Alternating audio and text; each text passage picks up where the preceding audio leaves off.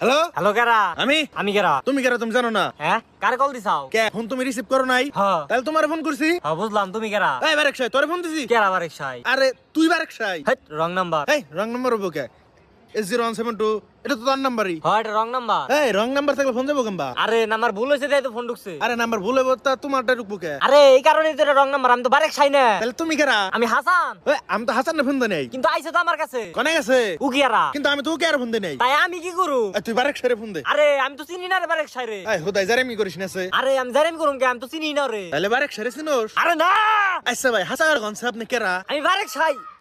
আমি হাসান। এই তো আপনি কেমন করলেন না আপনি বারেক সাই হ্যাঁ আমি বারেক সাই কি কবি ক? ও তাহলে ভাই না ওই যে আমার বাড়ির শেষ বেলা 2 টাক মাটি ফেলে দিন ওই ওই ওই হালা টাকের বংশ তুই কারে কি কস? ভাই আমি কি কই না কি?